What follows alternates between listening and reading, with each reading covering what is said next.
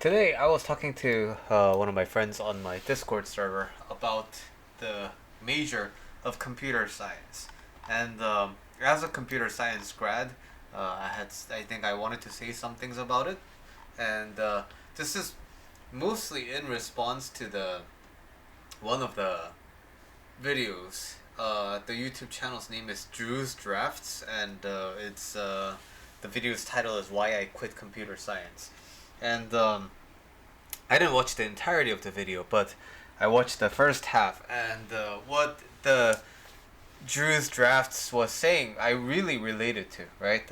Basically, you know, how when you reach a certain point in computer science, basically you go above, CS 101, and then now you actually get into like actual computer science. You kind of have this moment of recognizing that, oh wow, I thought this was gonna be a fun major, but it's not. And then how everything goes really downhill from that, and how you end up not even going to classes, and then how you just like lose all passion for things like that. And so Drew's drafts quit computer science, but me, back in 2007 ish, I didn't quit. And I just wanted to talk about the difference between my specific circumstance and the general view about computer science. If you're not like one of those people who are really into computer science, and what I've learned since then, after spending about a decade as a computer science major and a software engineer. So, I think what I realized around the CS 201 300 level courses is this major was completely full of people who were already taking AP computer science like in like high school. These people had like 2 years advantage at least over me, and I was a guy who just thought, hey, I'm somewhat good at computers, so maybe this will be good for me. So that's, I think, one of the most demoralizing experiences that I had as a college student. Well, I went to a pretty good school, right? So I went to Cornell University in the upstate New York, Andy Bernard, right? And at the time, even at the time, right? When like people who go to those schools, they're already cream of the crop at their relative high schools, and so I also thought I was this like hotshot kind of a guy, right? I think this is what nowadays is called like former gifted kids or whatever. But then freshman year, quickly realized that, oh wait, I'm not that smart, and I actually need to study and things like that, right? This is all common nowadays too. But then when I was undecided for the first 2 years, but then when I picked a computer science major, that's when I realized there was a big gap between my skill level and my academic kind of experience versus other people's. Okay, but the important thing for me, why I couldn't quit, was this: if I changed majors, then I need to go to the army. Coincidentally, having a STEM degree, master's or higher, in Korea gives you an opportunity to potentially be a researcher instead of the regular army, right? So, I'm a pretty sensitive and weak fellow, and I knew that I couldn't realistically make it out of the typical 2 year army experience. It's now like 18 months ish, but I knew I didn't want to do that, especially because I grew up in America for a very long time. So my personality was very much American, and to go back to Korea and to have like the most hardcore Korean experience for the 2 years of my life, when my life is at my peak, that's something I couldn't. That's something I just didn't want to do. Right. So it was either go to the army or stay in school, get a master's degree, and be a researcher. So why research is so um, attractive is because research is basically civilian, right? You just need to do the basic 4 week training, and then other than that, it's basically a civilian life. But the caveat is the service time for regular army. At the time was like 2 years, but then it keeps shrinking.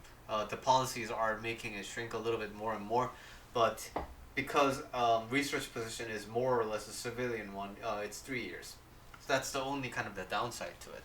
But anyway, because of that, the choice was pretty simple for me. I had to stay in school. And so I hated it. It wasn't fun. And in fact, it was so unfun, I actually took a leave of absence from school. I took one semester off just to go back to Korea and be with my family because I hadn't lived with my parents for a really long time together because it was always just my mom, and I kind of missed living with my dad. And did that. Did, you know, one of the classes, I think it was like about state machines and I forgot the name, like programmata. You know what? Let me look this up because now it's bugging me. Okay, it turned out to be automata. It's introduction to the theory of computing, and formal languages, effective computability, finite state machines, regular languages, regular expression grammars, context-free languages, push-down automata, Turing machines, recursive and recursively enumerable sets, diagonalization. So this is the class. I was in the middle of it and I was like, wow, I can't finish this course. So I got a W, which is incomplete. And then I told the professor, sorry, I just can't, and I'll finish this in the summer. And so I went to summer school and then finished it there. That's how much of a hard time I had in computer science. And I'm looking back at my department website, and I'm looking at the course layout, and I think now it makes sense. I think now this is a good program to be in right now. But let me tell you, after I graduated, what happened. Okay, so did my undergrad, and then now I needed to get my master's. And at Cornell, if you get a master's of engineering, you can get it in 1 year, and you don't have to take the GREs, which was very which was very attractive to me because I didn't have a lot of money as an international student. So any test I didn't have to take was a big win for me, right? And so got accepted. Yay! I think I had a lower than a 3.0 GPA, so I was really, really worried I might not get in, but then guess what? I got in, and I was so happy that day. And now that I was in grad school, now I could be a little bit free with my coursework because my undergrad was actually in the School of Arts and Sciences. So my graduation requirements were very rigorously multidisciplinary. But now that I could just focus on computer science because the Masters of Engineering in the engineering school, I could afford to take a lot of other classes that I might be potentially interested in. So I took some econ classes. I took entrepreneurship. So I went to I took some business school classes, and so those turned out to be really good. And now, with the graduation, I went to Korea, and then I applied for the research jobs, and then had some ups and downs, but then eventually got in, and then started working as a software engineer. First thing I noticed. Okay, so if you think computer science is a hard major to be in, when you're especially not that passionate about it, I completely agree. But this, what I'm about to say now, this is, I think, why you might want to stay in there, even if you're not really enjoying it at this time as a college student. Number one, computer science is very different from software engineering. And basically, the computer science knowledge helps you in software engineering, but you are most likely going to learn for the first time about what software engineering means, right? Of course, this is going to be dependent on your company, but 90% of the time, I think, you are not really going to be using a lot of the computer science knowledge that you have learned in schools. So, for example, there's the course I was just talking about, right? There's a reason I forget about it. I never use Turing machines. I never use finite state machines. I never use push-down automata, right? I mean, regular expressions I use. And so what I'm saying is there's piece and piece of computer science knowledge that you use in order to be an effective software engineer. But software engineering is kind of something you have to learn on your own.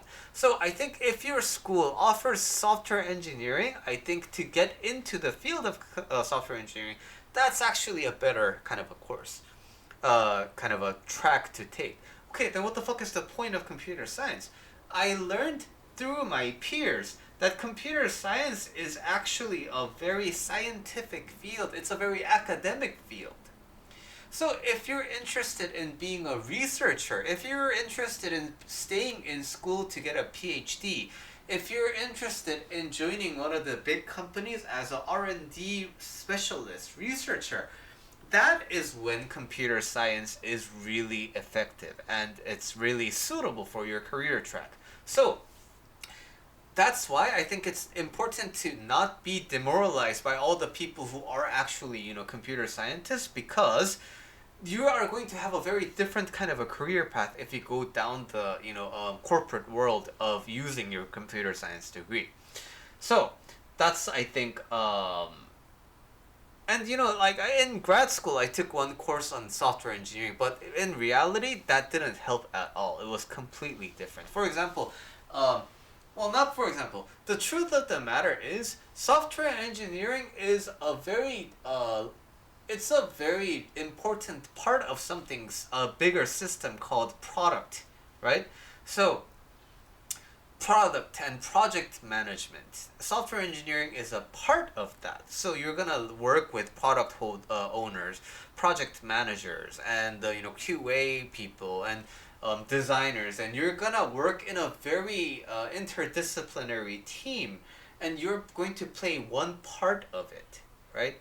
And so learning how to work in a organization like that, that is the kind of information that you actually need for work. But that is not what they teach in computer science, nor should they teach it, because it's not computer science. So if you think that your computer science experience is what you're going to be doing for the rest of your life, if you come to software engineering, that's not a very accurate representation of it. And other thing why I think staying in computer science is important, giving it a shot is important, is these days, right? This wasn't the case before when I was applying for jobs and such. But these days, everyone and their mom uses ChatGPT, right? So we think that we are not going to be able to have jobs. We think the competition will be too high. So on one angle, it is correct, right? So I hire for my current company. So that means, compared to before pre-ChatGPT, the number of resumes coming in with a lot of qualifications has significantly improved, right? There's been a big explosive growth in the number of resumes. But you know what also happens? The quality of the interview on average has gone significantly down, because people rely so much on ChatGPT, they can't have a human conversation without peeking at the screen like this. So all the things that the resume claims, we of course want to verify it, right? Because we also know that we also use ChatGPT. And many times they don't pass the test, right? Which means, ironically, if you were going to be able to get a job in the past in computer science and software engineering, your chances actually haven't really gone down. Because after all the ChatGPT people get pruned out, it'll eventually fall onto you.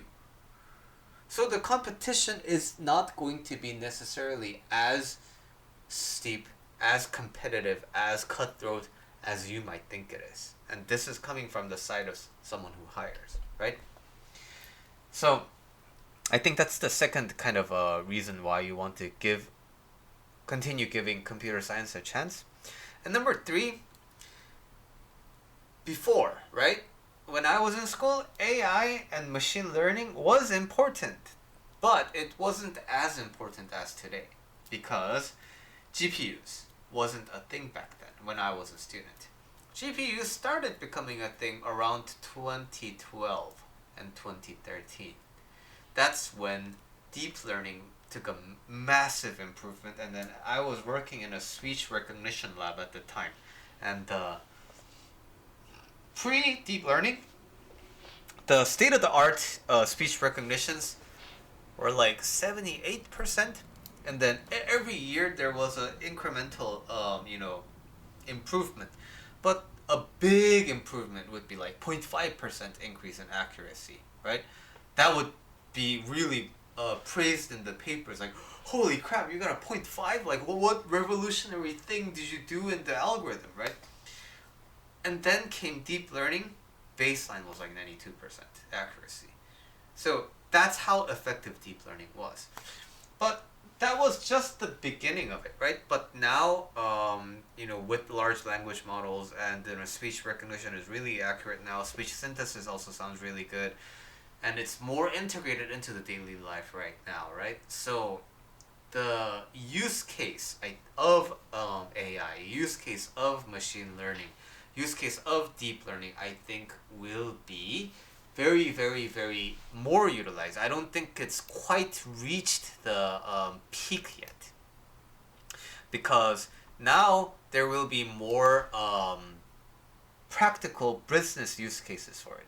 Everyone right now at this time is just simply trying to be like, hey, how can we just put AI? How can we just put a smart chatbot on top of whatever we do already, right? So that is kind of the direction that all the businesses are going in right now. But I think once this boom of the large language model dies, there will actually be a very big opportunity in the world of AI and more deep learning for business use cases. Okay, but the thing is, I need to say something in connection to this. I don't necessarily recommend you get in the field for the money, right? I want you to get into the field. I want you to invest a little bit of time into computer science, because I want you to be an ethical computer scientist, software engineer. I want you to keep in mind that the code that you write, especially if you go into a big company, it's going to be run across the cloud. And I want you to be able to think about what ethical consumption of data, what ethical retention of data, especially in relation to the global environment, right? Energy usage. If you can learn those things in school, if you can take environmental studies, if you can make some connections with faculty members or students who are studying environmental science, and tell them you're a computer science major, tell them you're interested in going into software engineering, learning more about the environmental impact of future forward computing, I think that is what the world really needs more of. Because in many different countries, it's not just the United States and the English speaking world. There's many nations who are competing for the same jobs at the Silicon Valley. And why I'm saying this is the availability of knowledge so that you can be successful in your field. That's not going to be the limiting factor, right? So what I want you to focus on, because the knowledge can be gotten anywhere, right? You don't need to necessarily go to university in order to be a software engineer these days. But you are at an institution of higher learning with a lot of people in a lot of different fields. And the world of computer science, the world of engineering, I think really needs a lot of ethical minds. People who think about the long-term effects of the code that we run. And if you can be that kind of a good force into the world as you enter the work field, I think that is going to be a very, very meaningful start to your career. Not to mention the practical aspects of making lots of money. But of course it'll come with a lot of stress, because now you're going to feel the need to justify your income, and then but you're going to feel never good enough, and you're going to have a lot of imposter syndrome, and you're not going to sleep that well, and but you know what? It's okay. You get stressed, you have this channel, and you can ask me questions, and I can help you deal with them. So, hopefully, I gave you a little bit of reasons to continue to stay in computer science even if you're not interested. But hey, your life is yours. If you want to quit, hey, that's fine by me too. You go out and live your life.